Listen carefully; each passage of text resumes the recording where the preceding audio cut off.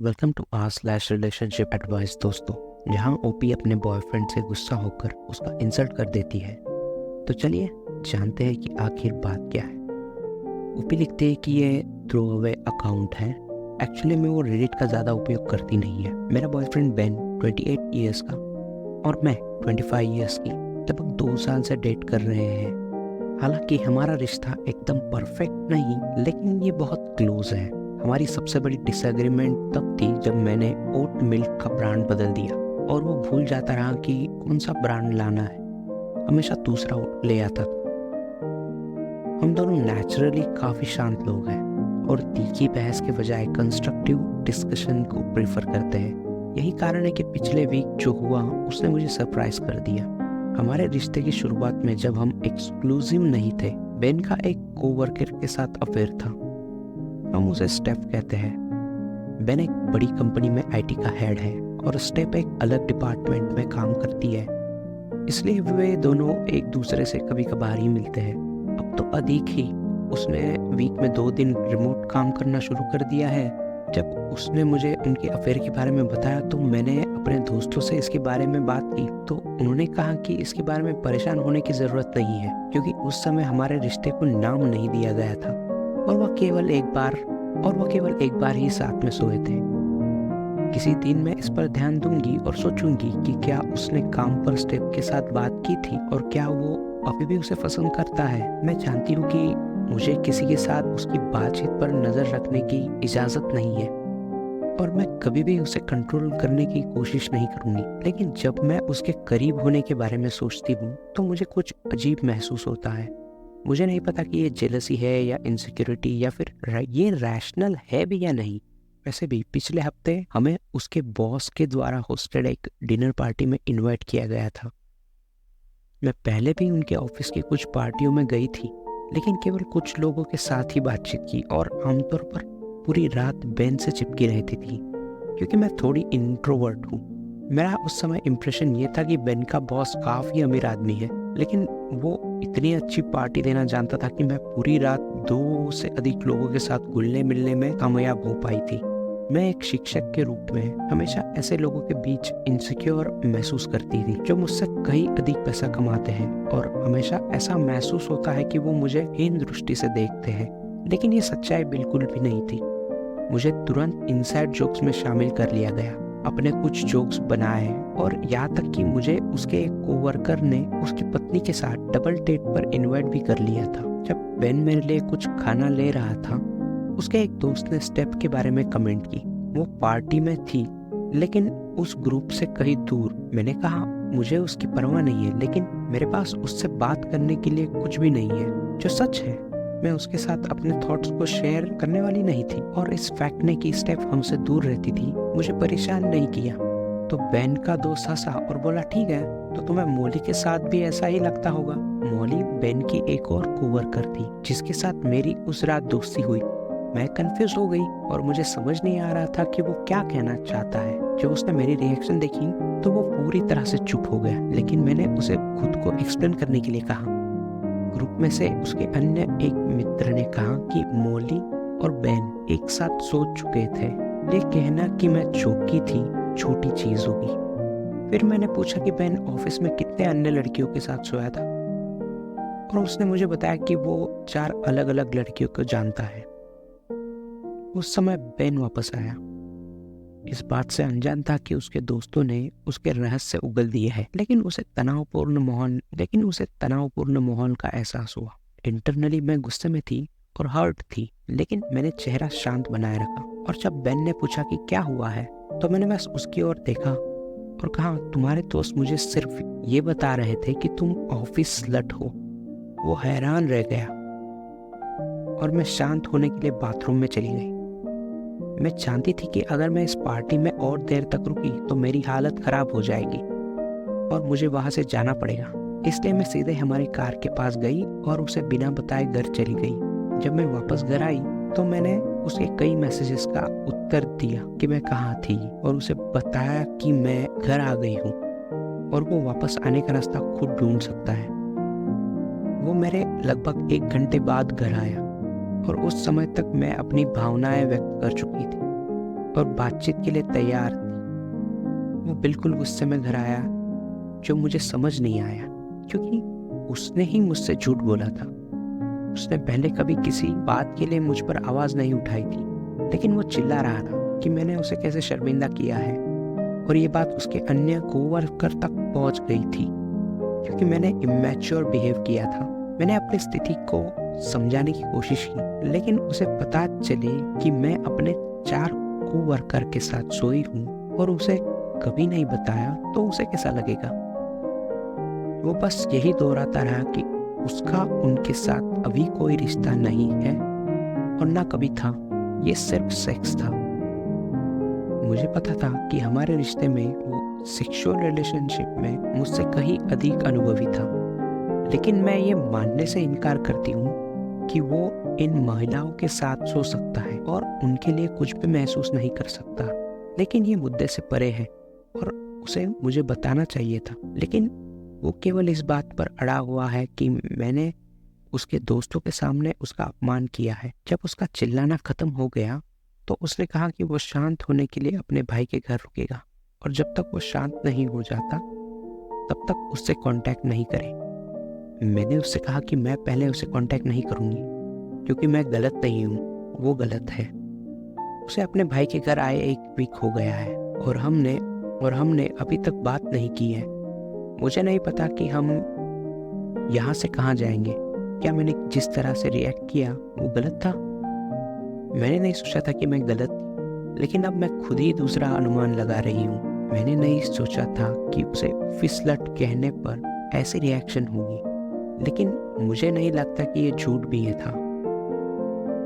क्या मुझे माफ़ी मांगनी चाहिए या उसके पहले कदम उठाने का इंतज़ार करना चाहिए? मेरा मुद्दा दूसरी महिलाओं के साथ सोने का नहीं, बल्कि इसे छुपाने से है। अपडेट: मैं बस सभी कमेंट्स के लिए धन्यवाद कहना चाहती हूँ। मैं उन सभी को उत्तर नहीं दे सकती, लेकिन मैंने पढ़ा है कि सभी ने क्या लिखा है और बस कुछ चीज़ें स्पष्ट करने की ज़रूरत है। हमने पिछले रिश्तों के बारे में चर्चा की थी, लेकिन उसने वन नाइट स्टैंड को छोड़ दिया था क्योंकि उसने उन्हें रिश्ता नहीं माना और मुझे केवल अपनी गर्लफ्रेंड के बारे में बताया। बेन मेरा पहला बॉयफ्रेंड है और मैं पहले केवल एक लड़के के साथ सोई थी, लेकिन वो आदमी मेरा बॉयफ्रेंड नहीं था। लेकिन फिर भी मैंने इसका खुलासा किया था। ऐसी कुछ अटकलें हैं कि मैंने उसका फ़ोन देखा और स्टेप के बारे में उससे शिकायत की। ये बिल्कुल सच नहीं है। मैं जानती थी कि स्टेप के साथ मेरी समस्याएं मेरी अपनी थी और मैंने कभी बेन से उसका जवाब नहीं मांगा। यहाँ तक कि जब उसने मुझे बताया तो मैं थोड़ा परेशान थी, लेकिन फिर से ये कुछ ऐसा था जिस पर हमने चर्चा की और मुझे अपने दोस्त से सलाह मिली और हम आगे बढ़ गए। मैंने जो कमेंट की वो मैंने चिल्ला कर नहीं की, केवल बेन और उसके 2 ऑफिस फ्रेंड्स के सामने की थी। मैंने उसके दोस्तों से ये नहीं पूछा कि बाकी 2 लड़कियां कौन थी, क्योंकि मुझे लगा कि वो बेन से आना चाहिए। मुझे नहीं पता कि बाकी 3 लड़कियां से अफेयर कब हुआ। मुझे पता है कि मेरी कमेंट गलत थी और मैं उसके लिए माफ़ी मांगने के लिए तैयार हूँ, और बेन को अकेला पार्टी में छोड़ने के लिए भी। उसे अपने भाई से लिफ्ट लेनी पड़ी। मैंने अपनी पोस्ट में हमारी कार ऐसा लिखा है। ये सच नहीं है। मैं इसके बारे में इसलिए ऐसा सोचती हूँ क्योंकि इसका उपयोग अधिक तौर पर मैं करती हूँ, लेकिन एक्चुअल में ये उसकी कार है। अनदर अपडेट: मैंने आज सुबह उसे ये कहते हुए टेक्स्ट किया, मुझे पता है कि तुमने मुझसे पहले कांटेक्ट न करने के लिए कहा था, लेकिन मैंने तुम्हें 1 वीक का समय दिया है और एक्चुअल में मुझे लगता है कि हमें बातचीत करने की ज़रूरत है। मुझे आशा है कि तुम ठीक हो रहे हो। मैं टेक्स्ट पर उससे माफ़ी मांगना या सवाल शुरू नहीं करना चाहती थी। मैंने काम पर निकलने से पहले लगभग 6:30 बजे ऐसा किया था और पूरे दिन पढ़ा रही थी, इसलिए मुझे पता था कि लगातार अपना फ़ोन चेक नहीं कर पाऊंगी। अभी दोपहर के लंच का समय है और उसने जवाब दिया है कि वो काम पर है, जो कंफ्यूजिंग करने वाला है क्योंकि शुक्रवार और सोमवार उसके रिमोट वर्किंग डेज होते हैं। इसलिए मुझे समझ नहीं आता कि वो ऑफिस क्यों गया है। मैंने वापस मैसेज भेजा कि अगर वो चाहे तो हम काम के बाद बात कर सकते हैं। घर पर आने के बाद वो एग्री हो गया। ईमानदारी से कहूँ तो मुझे कोई अंदाज़ा नहीं है कि आज की रात कैसी गुजरेगी। मैं वास्तव में ब्रेकअप नहीं करना चाहती। मुझे पता है कि आप में से बहुत लोग ये कहेंगे कि मेरे पास उसे पहले मैसेज भेजने की क्षमता नहीं है, लेकिन मैं पूरे वीक न तो खा सकी और न ही सो सकी। ये मानसिक और शारीरिक तौर पर बहुत थका देने वाला रहा।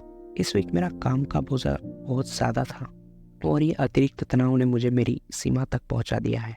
And then OP comes with second update 2।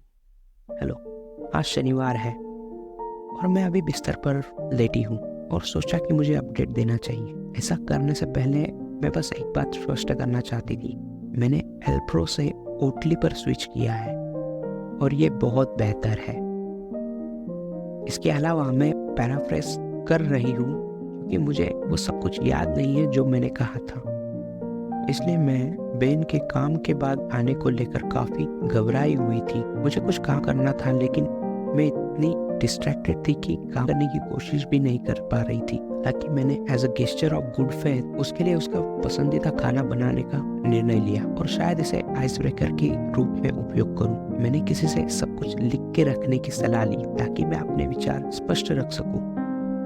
काम के बाद मैंने उसे मैसेज भेजकर पूछा कि वो कितने बजे आ पाएगा और उसने मुझे कहा कि वो जब काम से निकलेगा तो वो मुझे मैसेज करेगा और उसे घर पहुंचने में ट्यूब पर लगभग 30 मिनट लगेंगे। वो लगभग 6 बजे आया और दरवाजे की घंटी बजाई, जो बहुत अजीब है। उसके पास अभी भी चाबियां थी।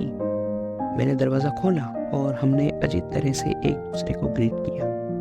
इमीडिएट इम्प्रेशन ये था कि वो नाराज या परेशान नहीं लग रहा था, बस कोल्ड लग रहा था। मैं सोफे पर बैठ गई और उम्मीद कर रही थी कि वो मेरे साथ आएगा, लेकिन वो कमरे के बीच में अपनी पतलून में हाथ डालकर खड़ा रहा। मैंने कहा कि मुझे खुशी है कि वो आया और उसने सिर्फ सिर हिलाया। फिर मैंने कहा कि पूरे हफ्ते उसके घर में अकेले रहना बहुत अजीब था। उसने बस इतना कहा कि मुझे यकीन है कि ये अजीब था। उसने मुझे पूछा कि मैंने उसे अभी क्यों मैसेज भेजा और जल्दी क्यों नहीं की, और मैंने कहा कि ऐसा इसलिए था क्योंकि उसने मुझे कहा था कि मैं उससे कांटेक्ट न करूं। मैंने उससे कहा कि मैं दुखी हूं और मैंने जो कमेंट की और वहां से चली गई, खासकर उसकी कार लेकर गए, उसका मुझे रिग्रेट है। बेन ने कहा कि उसे कार के बारे में कोई परवाह नहीं है, बस मैं उसे बिना बताए चली गई थी। आखिरकार मुझे उसे अपनी बात समझाने का मौका मिल गया। मैंने कभी इसकी परवाह नहीं की कि वो पहले कितनी महिलाओं के साथ सोया था। हमारे एक साथ आने से पहले मुझे पता था कि वो कुछ हद तक रोमियो जैसा था और मैंने कभी भी उसके खिलाफ शिकायत नहीं की। मुझे सिर्फ अंधेपन से नफरत थी। ऐसा महसूस करना कि मैं अपने बॉयफ्रेंड के बारे में कुछ रैंडम कोवर्कर की तुलना में कम जानती थी। मैंने पूछा कि उसने मुझे बताया क्यों नहीं, क्योंकि वो जानता था कि मैं उसके आसपास रहूंगी, और उसने कहा कि ईमानदारी से कहूँ तो मुझे नहीं लगा था कि मेरे लिए ये महत्वपूर्ण और मायने रखता है। मैंने इसे बकवास कहा क्योंकि वो जानता है कि मैं कैसी हूँ और वो जानता था कि मुझे इससे फर्क पड़ेगा। उसने स्वीकार किया कि उस महिलाओं के साथ सोने का उसे पछतावा है, क्योंकि उसने कभी नहीं सोचा था कि उसे अपनी फ्यूचर गर्लफ्रेंड को उनके आसपास लाना होगा और उसे इसके बारे में बताना पड़ेगा। उनमें से 2 तब हुए जब वो पहली बार यूनि से सीधे कंपनी में आया हुआ था। उनमें से एक लड़की तो पहले ही छोड़ चुकी है, वास्तव में बेन के फ्रेंड को डेट कर रही है, जिसने मुझे मोली के बारे में बताया था। उसने कहा कि अपने जीवन के उस पड़ाव पर उसे सोने में कोई दिक्कत नहीं थी और उसने कभी भी परिणामों के बारे में नहीं सोचा था। मैंने पूछा कि उसके दोस्त ने इसके बारे में मुझसे कुछ भी कहने का फैसला क्यों किया, और उसने कहा कि वो हमेशा एक दूसरे को परेशान करने की कोशिश करते हैं, और एक चीज जो बेन को परेशान करती है वो ये कि उसके कोई रोमियो वाले दिनों को सामने लेके आता है। उसने कहा कि मेरे जाने के बाद उसके दोस्तों को उनकी बात का बुरा लगा, लेकिन मैंने उनसे कहा कि अगर मुझे पता होता तो मैं कभी इस तरह रिएक्शन नहीं देती और उसने मुझे बताना चाहिए था। बेन ने कहा कि मैं माफी मांगने के बाद अपनी रिएक्शन को सही ठहराने की कोशिश कर रही हूँ। मैंने उससे कहा कि मैं ऐसा नहीं करना चाहती। मुझे सच में लगता है कि मैंने जो कहा और किया वो गलत था, लेकिन वो सारा दोष मुझ पर नहीं डाल सकते। उसने कहा कि केवल एक चीज़ के लिए वो माफ़ी मांग सकता है, वो ये कि इतनी सारी महिलाओं के साथ वो सोया था, और अब चूंकि वो मेरे सामने था इसलिए इसका कोई मतलब नहीं था। मैं कहती रही कि क्या ये छुपाने की बात जिसने मुझे परेशान कर दिया, और उसने पूछा कि अगर मुझे पता होता तो क्या फ़र्क पड़ता। मैंने एक पल के लिए इसके बारे में सोचा और मैं फिर भी चली गई होती, लेकिन मुझे लगता है कि मोली और दूसरी लड़की के बारे में थोड़ा हाइपर अवेयर थी। बेन ने कहा कि वो चाहता था कि मैं वहाँ पार्टी में रहूं और अच्छा समय बिताऊं, और वो मुझे अपने अतीत की बकवास के बारे में बताकर इसे बर्बाद नहीं करना चाहता था। और मुझे लगता है कि मैं उसकी भावनाओं को समझ गई थी, क्योंकि मैंने इसे जाने देने का फैसला किया। हम दोनों वहाँ एक पल के लिए शांत रहे और उसने पूछा कि क्या मेरा काम हो गया, और अगर मैं इसे खत्म करने जा रही थी तो मुझे कोई और कारण चुनना होगा, क्योंकि ये बहुत चाइल्डिश कारण है। मैंने उससे कहा कि मैं ब्रेकअप नहीं करना चाहती और हमें हर चीज़ के बारे में बात करने की ज़रूरत है, लेकिन मैं चाहती थी कि वो मेरे बगल में बैठे। उसने ऐसा किया। तो मैंने पूछा कि क्या कोई और भी है, और उसने कहा कि नहीं। मैंने उससे पूछा कि ऑफिस में कौन जानता है। उसने कहा कि केवल उसके फ्रेंड सर्कल है, और वे हर किसी के लिए अपना मुंह बंद रखते हैं क्योंकि वे सभी एक जैसी ही बकवास करते हैं। उसने मुझे बताया कि हमारे मिलने से ठीक पहले वो मोली के साथ सोया था। मैं इस बात को लेकर उत्सुक थी कि वो आज काम पर क्यों गया था, जबकि यह उसका रिमोट वर्किंग डे था। और उसने कहा कि उसकी भतीजा उसे घर पर ध्यान केंद्रित करने नहीं देगी, इसलिए उसने ऑफिस जाने का फैसला किया। उसने कहा कि वो पिछले वीक गुस्से में था, बोला कि उसे नहीं पता कि क्या वो इस रिलेशनशिप को आगे बढ़ा सकता है, लेकिन अपने भाई से बात करने से उसे मदद मिली और उसने उसे शांत किया। उसने कहा कि अगर मैंने उसे मैसेज नहीं भेजा होता तो वो आज सुबह सबसे पहले मुझे कांटेक्ट करता। यही उसका प्लान था, ताकि हम बात कर सके। इसलिए हमारा ब्रेकअप नहीं हुआ। मैंने माफ़ी मांगी, और हालांकि उसने ऐसा नहीं किया, लेकिन मैंने इसे जाने देने का और आगे बढ़ने का फैसला किया है। मैंने उससे कहा कि मैं उसका पसंदीदा खाना आज बनाई हूँ, और आखिरकार उसने मुझे चूमा और मुझसे कहा कि उसे मेरी याद आती रही। वैसे भी मैं जानती हूँ कि आप में से कोई कहेगा कि मुझे उसे तुरंत छोड़ देना चाहिए था या मुझे माफ़ी मांगनी चाहिए थी, लेकिन मैं नतीजे से खुश हूँ। ओपी, तुमने एंड में सब सही किया, इसकी मुझे खुशी है। एनीवे, शुरू में तुमने बोला था कि तुम एक्सक्लूसिव नहीं थे, तब इन सभी बातों का कोई सेंस नहीं बनता। आप क्या सोचते हैं दोस्तों? कमेंट्स पे ज़रूर लिखें। मिलते हैं नेक्स्ट एपिसोड में। Thank you.